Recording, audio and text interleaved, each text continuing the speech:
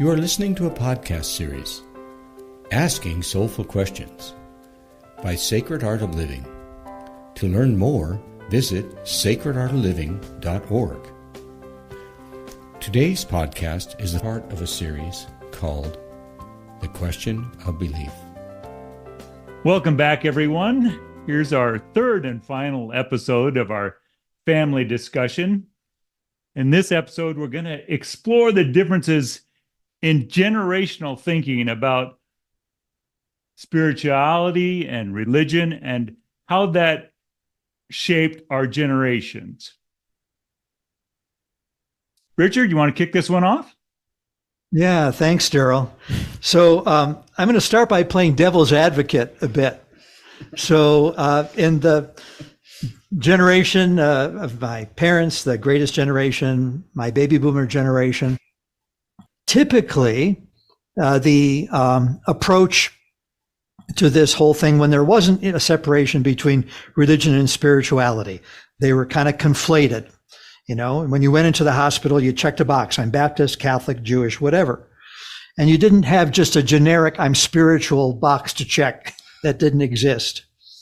And I think what some people that I hear in my generation struggle with, even those who are maybe have been wounded by formal religion, they'll say, you know, when you're raising kids, you can't let them just totally be on their own. You got to domesticate them. You know, you teach them how to brush their teeth. You teach them how to cross the street. You teach them about right and wrong. And part of what you pass on is the values of your tradition, your family, your heritage. So and the other side of that is what I'm hearing in generations behind me is, in some cases, no, you know, let's just let children explore that on their own, come to their own conclusions. Let's not give them the answers. Let's really leave this open-ended. And I guess there could be an interesting dialogue between those two points of view. So I'd like to know what you guys think. James and Sarah, you're both parents and you've got 3 kids you've raised and they're in various stages of development. And I'll just toss that out there. I think for me, you know, we haven't raised our kids with any formal religion of any kind, and it's never felt like letting them just kind of free for all it. We haven't taught them belief in religion, but we have taught them belief in themselves. Really, what we've passed down is how to ask questions and how to decide if the answers to your questions feel true or not. You know, we've taught them all different bits about a lot of different religions, knowing that we live in a heavily Christian society. We've probably actually taught them a little less about Christianity and a little more about other religions and spiritual beliefs that they weren't naturally going to be able to get on their own. But I think for me and in my particular family, asking questions and being skeptical is a tradition. Yeah. You can go through the generations of my family, and we're a family of question askers and button pushers and you know, heathens and what have you. Even the religious ones are pretty heathen. So I think we've passed down that tradition to them, that there's no wrong question and that there's no unsafe question to ask. And if somebody isn't willing to answer your question, maybe they're not worth your time. We lost a dog recently, Lucy, and you know, we come up with different maybe life events in our family that give us an opportunity to talk. And obviously Madeleine is not living at the house, but with Jameson and Liliana in this specific situation, it gave us an opportunity to talk to them about, you know, death, dying, you know, what is their belief about that? What is their belief about, where is Lucy? You know, her body is here, but where is she? We've, even talked to them a little bit about reincarnation. Oh, if Lucy isn't here right now, where is she? And Lucy, if Lucy, she was kind of I always described her as a female Eeyore. And Lucy's probably come back as a sloth. And so anyways, we take those little moments in our life, and we try to have those open discussions with them. And I think those have been very meaningful. And I know we did that with Madeleine growing up as well. Obviously some of these other situations are a little bit more fresh in my mind right now, but yeah, I feel like those have been very impactful and meaningful to them and for us, having those with them. Yeah, I think instead of telling them what happens when you die or when you make a bad choice or those sorts of things, I have been bigger on the questions. What do you think happens when you die? What do you think happens when you make a bad choice? How do you think you make other people in the world feel when you do whatever things you do? As opposed to, this is what happens when you die. This is how other people in the world feel when you do what you do. Teaching them to think critically about things themselves and to decide for themselves what they think is a possibility, I love that. I want to hear from Madeleine on this too, but when you were talking about Lucy, and I think I was there when one of your cats died. And we did a little ceremony around that. But it took me back to the time when I was maybe 10 years old and my first pet died, a dog. And I was really upset, and I went to school. I went to a Catholic school, and the nun in the classroom could see I was upset and pulled me aside during lunchtime and asked what was wrong. And I was crying. I said, my dog died. And she said, well, why are you crying? And I said, well, because, I loved my dog. And I remember her saying at 10 years old, well, dogs don't have souls. Oh, geez. And we talk about soul issues. Ooh, yeah. That one hurt. Dogs don't. And there's an example of giving a black and white answer at 10 years old that shut me down. It felt like it was inappropriate for me even to grieve. Opposed to, from not a religious point of view, but maybe a more spiritual point of view, to open up the questions. Madeleine, since you guys are thinking, what was it like to grow up in that? And how do you think it impacts you now? I have very strong feelings on just indoctrination in general and being able to form your own opinions. I think it was massively helpful the way that I grew up. I wouldn't trade it for anything. And I know that's like harder to believe when I haven't grown up any other way, so I don't know any other way. Yeah. I really think that being able to be exposed to lots of different options is better than just to have one path be beaten into you and just being told that like, this is the way, this is the way, this is the way, because there's plenty of things that people don't, or that your parents don't teach you, like at risk of sounding crass, like they don't teach you sex, they don't teach you how to like, they teach you obviously like to be safe and everything, but there's lots of very, very important things in life that you're not just walked through with your parents. Right. And I think that it's important to be able to make your own decisions.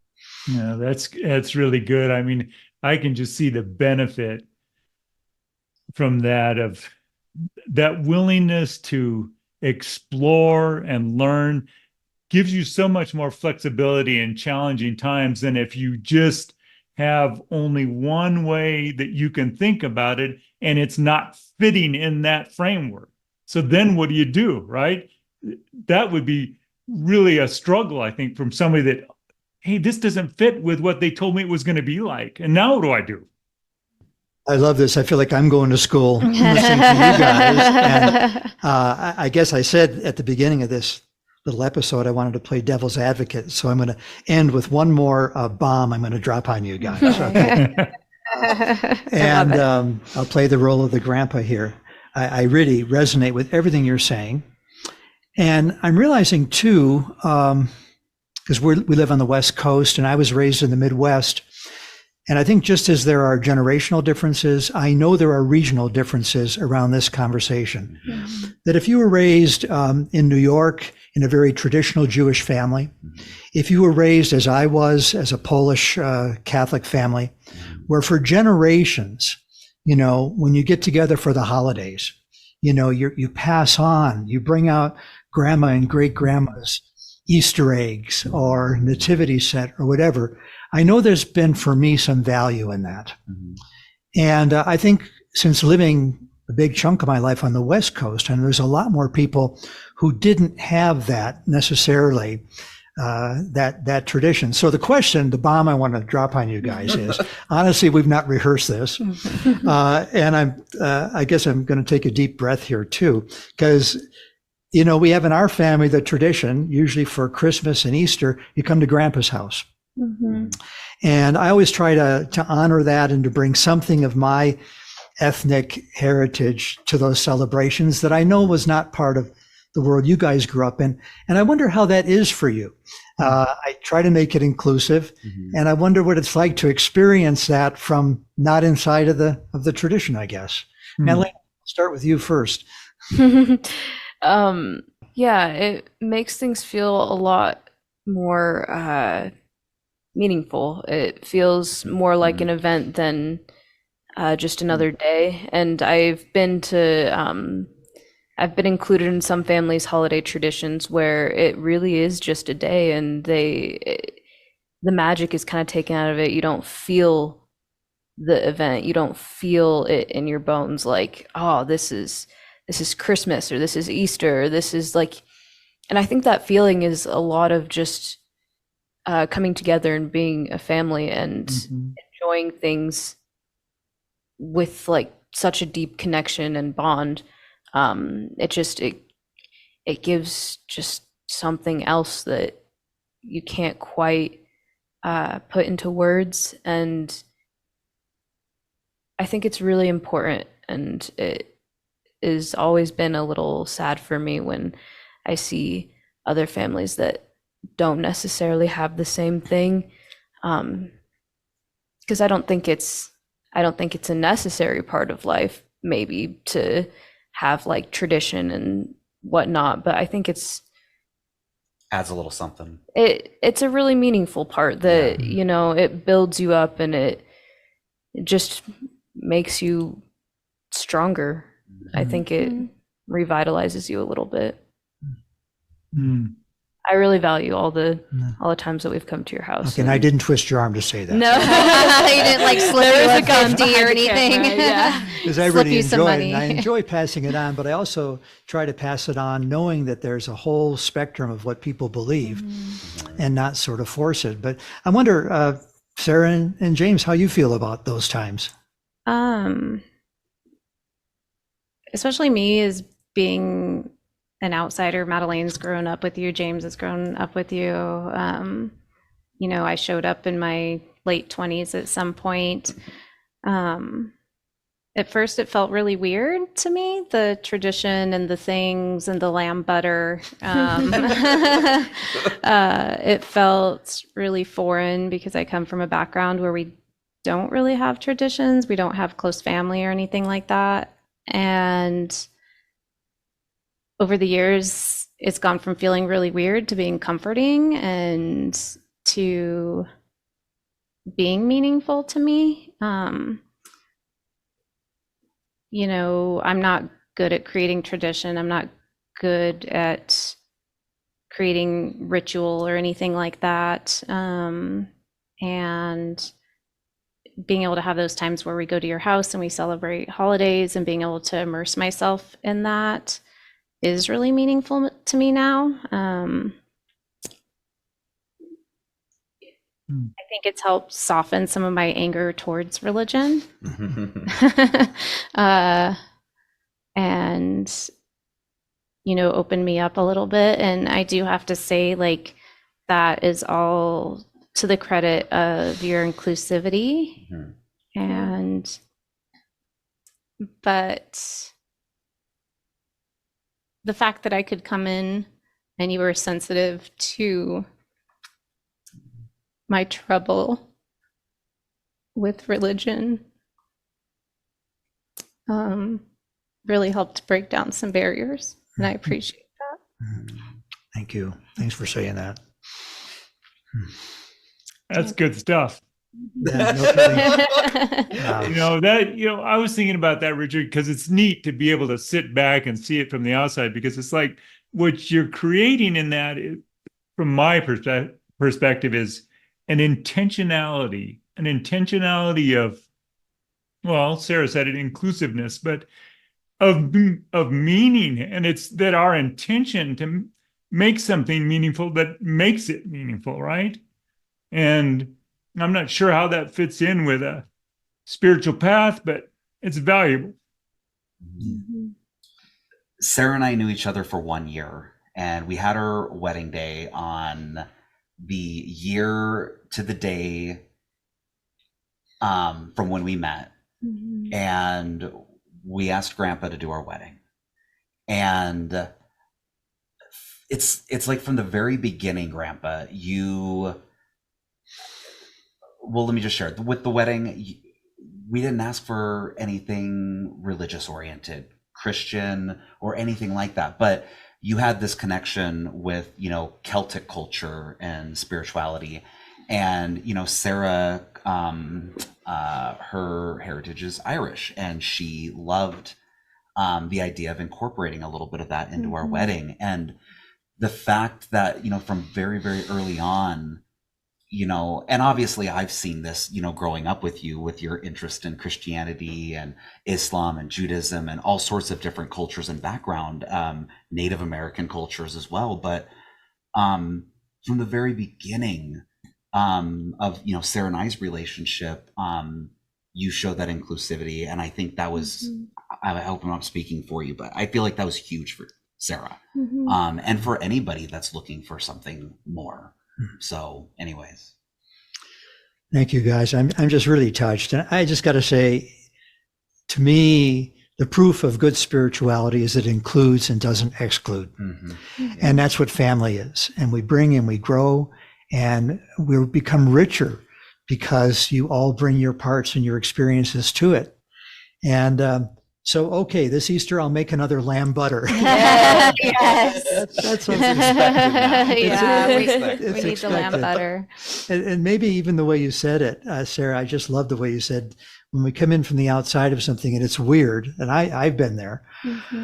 And then eventually, if we feel invited to be part of it, then it's not some kind of belief that's shoved down our throats. It's something, I don't know, that comes out of our soul. Again, it's the soul size thing. I don't know what soul is either, except I think in our family, I experience a lot of soul, even at the times when we disagree. And I'm just so grateful that you guys have been part of this. Yeah, thank you for having us. Yeah. This has been amazing. Thank you. Yeah. Awesome. Thank you. Thanks, everyone, for joining us. We hope that you enjoyed this family discussion and that it raises some questions for you to ponder. And we look forward to having you join us on our next episode of Soul Size Questions. We would like to thank you for tuning in to this episode of The Question of Belief. For more information about our entire podcast library, Asking Soulful Questions, visit our website at sacredartofliving.org.